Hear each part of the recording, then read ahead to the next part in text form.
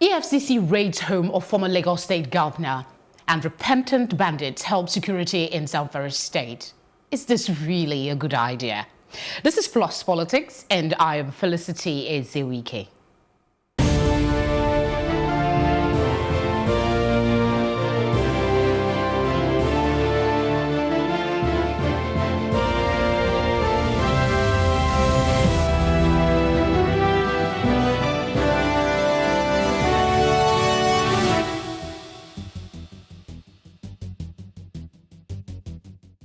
Footage has emerged of the moment operatives of the Economic and Financial Crimes Commission, EFCC, shot into the air in Ekpe area of Lagos as they attempted to search the country home of ex-governor of Lagos State, Akinwunmi Ambode, on Tuesday morning. Now, Ambode has urged his supporters and the public to remain calm and law-abiding, saying there was no cause for alarm, and that the EFCC, on the other hand, says the raid is part of the investigation. Where do we go? I have two guests with me to help make sense of this. Dr. Dayo Kayode, political technocrat. Thank you very much for coming on the program. My pleasure. Good evening. And we also have Tunji Abdulhamid, legal practitioner. Thank you very much. You just called me on how you want that pronounced. Thank you. Thank you so much for coming in. You've tried it at least. Thank you. I appreciate that. All right, let's look at the raid at Ambode's home. EFCC, we hear them saying he is on the investigation, and then now we have this. The statement by the EFCC says they did not raid Ambode's home, and neither are they breaking any laws. They're just investigating him, which is within their purview, since the former governor specifically no longer enjoys any form of immunity because he's no longer a governor. What comes to your mind with what is playing out? Let me still stay with you. If EFCC should say that they have not raided his house, what exactly does raid means? Because we need to get all these things into perspective before we can be able to now look at the actions and inactions. They were in his house, yes or no? I mean, yes. When they got to his house, did they search his house? Because the news that came to Ross, even when I was coming, I was still listening to it in the radio, was that they went to his house, searched his house, and that search is now used to mean raid. Okay? And they did not find anything. That's what the news said. Now, if the EFCC is now saying they did not raid his house, did they just go to those two houses? Because they said they went to his house in Ekpe and the one on the island here. Are they now telling us that as Ambode was here, he was also there to question? Because there's a difference between to raid and to quiz. All right?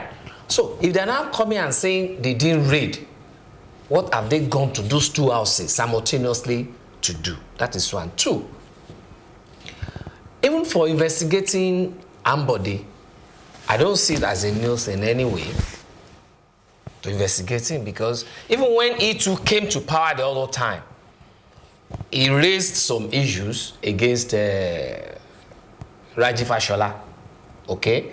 And it is not only here, it happens all over. When another governor is taking over, that paraventure or somehow is not on the same line, they are not towing the same line with his predecessor. We always expect this. But not until when we now see to the end of this matter, then we want to know whether we are now a serious nation or not. I hate to interrupt you again, but we need to watch the video of the situation where the resident stopped the EFCC from taking a look, from going into Ambode's home to search it. Let's see it.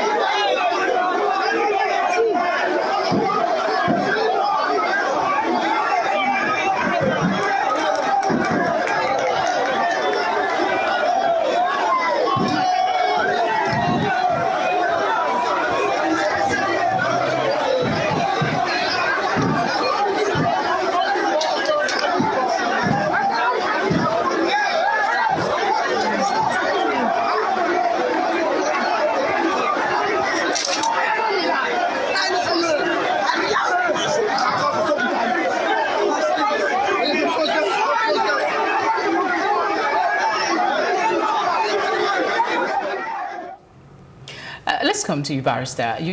That video, what do you make of the defiance of the crowd that is stopping the EFCC officials from getting entrance? I think from the footage that I watched and from the report I've gathered so far, I think the crowd are not in order as far as I'm concerned. Why did I say so? The information is that they were there to search his house, and they were not there illegally, because I'm told, I was informed that they have a search warrant. Yeah. So if you have a search warrant, you have the right to go and search anyway, and they enter. That would be lawful. So it would have been unlawful if they don't have any search warrant and they just barge into the house and they just enter like that. As it is from the report gathered so far, it is too early to conclude what happened exactly. But from the report gathered so far, we were told that they went there to search his house, because if you are suspected of any crime in this country, the police or whoever is the prosecutor, they have the right to conduct investigation regarding your activities, and they have the right to also search your house. The only thing they require in that regard, if you want to search your house, is to obtain a search warrant, and that I was told was obtained. I'm not sure. I'm just reporting what I heard. So if that is correct, I think there's no need for any crowd to prevent them from doing their lawful job. They were there to do their lawful job. And even for me, I wouldn't agree with him that it's too early to comment on it, because that was exactly what happened there. That is what we are seeing. The issue is, if EFCC had gotten a search warrant to search his house, how were those crowd mobilized to they may stop them? They may not have mobilized. They may, you know, some people in the environment we are here now, there are people always around. And when they see the character of a team, they just call themselves, and within the token of eye, you see so many number of crowd of people. What I'm saying is come this. Around. What I'm saying is this. As far as Akinwunmi Ambode have been talking on the radio, because I've heard him talking about this issue on the radio, you know, if I were him, you should have stopped those people. No, these guys are here to do their lawful duty. And again, there's every possibility. And again, as they were coming, were they shooting? I think at some point they shot because the crowd, just to scare this crowd. As they were coming, they were just driving. So nothing to show, because they were not announcing that they were going to this place to go and search. It could be just a mere visit. The doctor, you know, so for the crowd to have been there, I want to suspect. That somebody must have mobilized them against EFCC as to do their normal duty. It's a probability, but it may not be as well. But we don't know, nobody has facts. That's why I use that word. That's why I use that particular word. That's why I say it's too early to make conclusion regarding what happened. Because now, from tomorrow now, you might hear information from the Ambode side that there was no warrant or there was no this and that. That was why they not allowed them. So that was why I said it would be too early to make a conclusion as to what happened. Further report will come out. Yes, certainly. But I still want to stay with the statement from the EFCC. There's a particular part that interests me, and it goes back to what you said earlier. In the statement, they said it is instructive that his administration, like other former governors, is under investigation since they no longer constitutionally enjoy immunity against prosecution. Now, my question is, does the commission have the capacity to investigate all 36 state governors of this country, past governor? Let's not forget that there are some that are now coming up as ministers and senators. I'll bring that question to you. They did not say that they are investigating all the 36 states, former governors, because I know there are so many other governors that is out of office now and they are not being investigated. Most of the people that I've seen being investigated today now are those who seemingly have an issue with the party in power. That's the truth. Yeah. That statement, from a layman's point of view, is very inclusive. It says former governors being investigated. They have the right to investigate. There are some of them. But do they have the capacity? They may not have the capacity. They often say they don't have the capacity to do all this at the same time, because that's what they say sometimes. When people say, "Why are you only going after a social person?" They say, "We have to start it. We have to start from somewhere." But you know, they don't have the capacity as it is. So, but how do they prioritize? Capacity in terms of what? Investigating, carrying it at the same time. Is it in terms of investigating and carrying out their lawful mandate? Sorry, when we are talking of capacity here now, I'm looking at two issues. Okay. Capacity in terms of technical know-how, or capacity in terms of manpower. Personnel or something. Comprehensively, do they have it as an institution that it is today? Yeah. Fighting corruption. They have so many corruption cases that they have. The question is still there, that how do they prioritize the governors that are to be investigated, one, and then second, do they have the capacity? Because the statement here says, like other governors, is under investigation. So that alludes to the fact that other governors, former governors of this country, are under investigation. That's why the question begs to be answered. The capacity is there in terms of the instruments that created EFCC. It's a capacity on its own. Okay. The capacity is also there in terms of training, personnel, and technical know-how when you're talking about forensic, this and all that. But they are now being incapacitated because of the political lineages that sometimes affects their operations. Let me give you an instance. There is this particular ex-governor that was under investigation. In fact, about to be jailed. Okay? But, like one particular party will always say, the moment you leave this party for this party, even if you are a thief here and you come to this place, you are now a saint. I won't mention names now. To that extent, EFCC is being incapacitated. Go further again, like what he said. There are some of them that EFCC is being used to trail. Why? Because they refused to dance to a particular tune.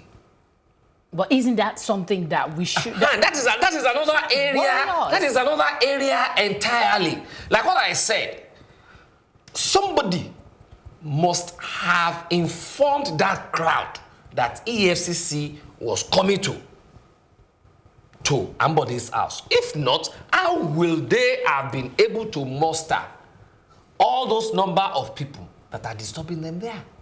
Do they know whether they just went there to have a chat with him? I quite get your line of some people may not, they may not have been instigated. Just create a scene outside now, and within 5 minutes, see the number of people that will gather. Should we try it? That's how my program now. Maybe after the program. That is what you see. I want to retract my position in a way, having regards to what you have said, regarding to whether they have capacity or not. I think I want to agree that they have the capacity in terms of personnel as well, because these days they have offices almost every state in the country. So each state should be able to handle the situation. Even in some local governments, they have EFCC in Kwara, we have in we have in so many other states. So in that regard, the one in Ekiti should be able to handle issue in Ekiti. The one in Kwara should be able to handle the one in Kwara. The Osun, if they have another one in Osun, it should be able to. I think to that extent, but like you said, what affects most of this job is the issue of politicizing it. Sometimes these people will not be run after if they are still in good book of the party in power. You remember before the state president election. But doesn't that invalidate the integrity of the work that is being done? That is the point. That is why the results are not being. There are 2-3 ways. Are not manifesting. That is why.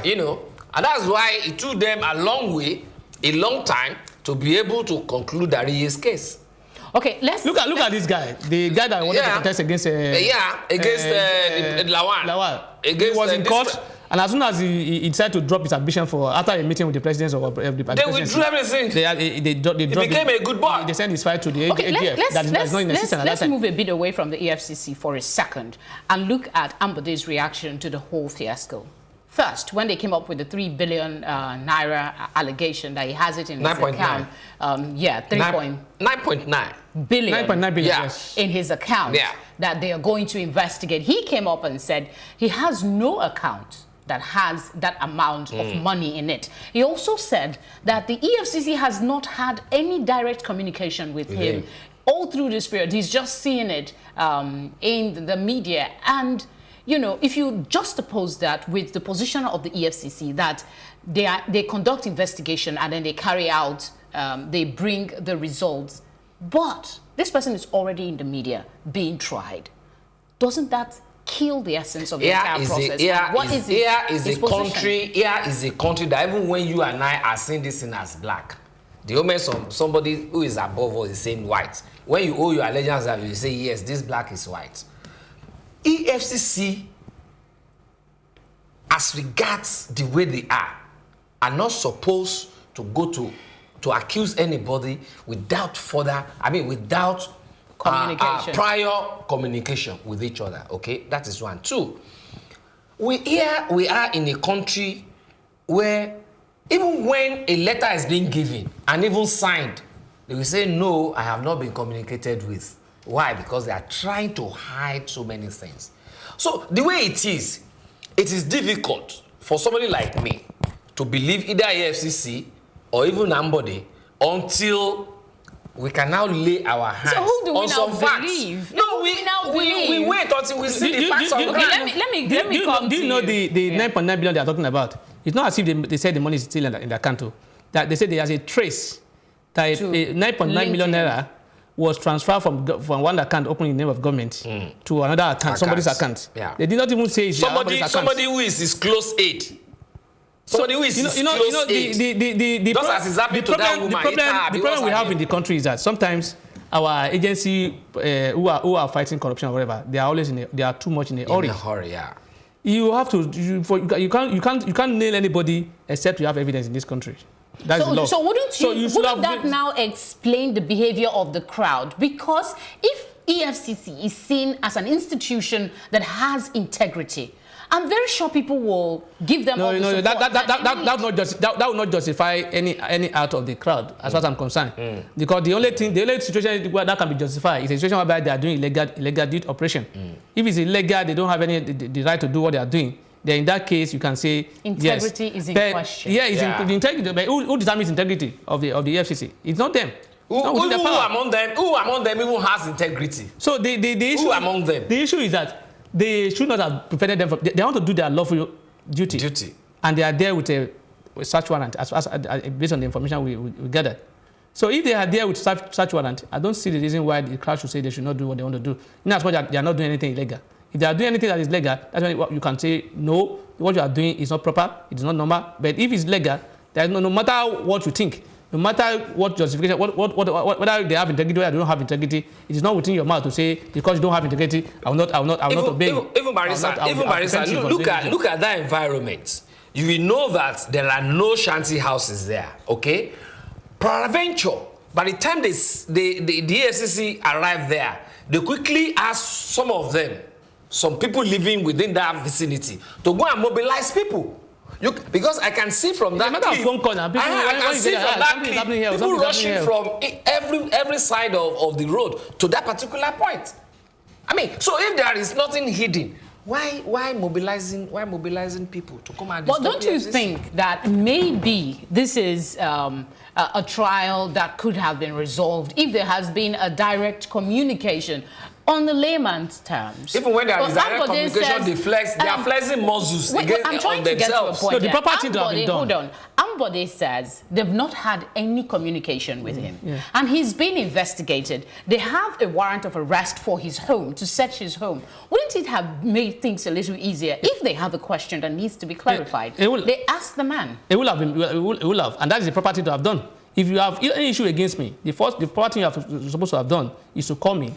Let me come and ask me questions so that I'll give you answer to what about. If you are not clear about it, you can do further investigation about that. Then what we see in this country sometimes is that those who are supposed to do investigation, they will not do investigation. They will just want to. Remember the judge's raid? There's a name to call it that time. I can't remember again. And that time most lawyers were condemning it. That look, you can't get any result by acting this way. They say no, it must be done like that. At the end of the day, what happened to those judges? They were left off the hook because there was no proper. The property was not done. So even if somebody is liable, even if he's guilty of the offense being charged for, if proper investigation is not done, if you don't do things the way you're supposed to do it, that person will get off hook. But let me tell you the truth. Let me tell you the truth about this thing. That is what we call the fifth column list, which is power tussle, muscle flexing, period. That is exactly what has played out here. So who are these people flexing muscle? Because if you want to know the people that are flexing muscles now, then let us retrace our thinking back to about a year and a half ago to election period and after election.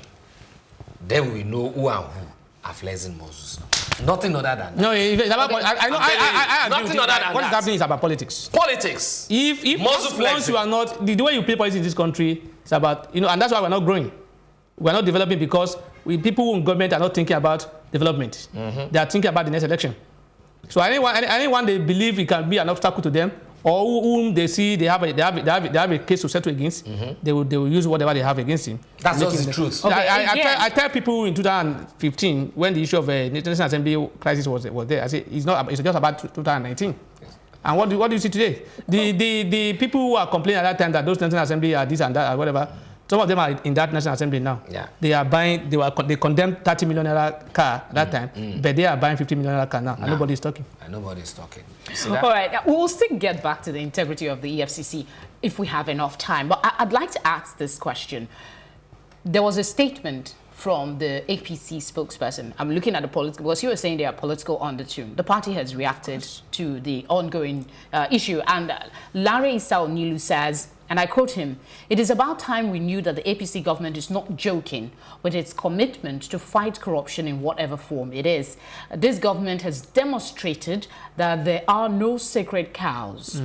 Asked if the party was in support of the move against Mr. Ambode, he said, and I quote, "There are no sacred cows. We just hope that the allegations against former Governor Ambode is not true. If true, this APC government will not bend the rule for any personality." I'm aware that some people said... What do you make of this? I'm aware some people said they've written petition against the current chairman of APC. He has not been invited by EFCC or talk less of him being investigated. I'm aware the Apabe was facing a corruption allegation before he joined the APC. Today, he's a minister. Senator, I'm aware. Senator, whatever, I wanted to become president of Senate. Yes, Senate president. He was facing an issue until when he met at the presidency, and he came out and said, "I'm dropping my ambition as a Senate president." And so many the of next them. day, we are told his case has been. So I don't want to listen to all these stories. Let's look for a resolution at this point, because it is worrying that the institution that is mandated to fight corruption, and it's in everybody's face, looking as see if they're really investigating situations and trying to come up with resolution for Nigerians, but that doesn't seem to be, because there doesn't seem to be any sort of trust for the commission, the Economic and Financial Crimes Commission. So how, in your opinion, can the EFCC carry out its mandate to restore battered faith in the integrity of its finding? Let me take that to you. The only way I think they can do that is to show that, look, not only by saying it, by acting it, that they are not taking control from anybody, and that they are not waiting for anybody to give them authority before they do anything. Because sometimes they will have to wait for authority from some people before they take action against some people. I'm sorry. So some people, there won't be any waiting before they take action. In 2 seconds, please. You see, to stop this thing we're talking about, we are just, it's be as if we are just chasing shadow. In as much as the chairman of EFCC is being nominated by the ruling party, is being financed by the ruling party, is being controlled by the ruling party, there is no way they can work without dancing to the tune, of he who pays the piper But dictates the tune. Okay. Okay. Except you can change that we need to take a break here now. Thank you so much, gentlemen, for your thoughts on this issue. You're not going anywhere. You're still with me. Thank you, Fast, for this segment. And of course, we'll take a short break now. And when we come back, we'll be talking about the fight against banditry. Just stay with us.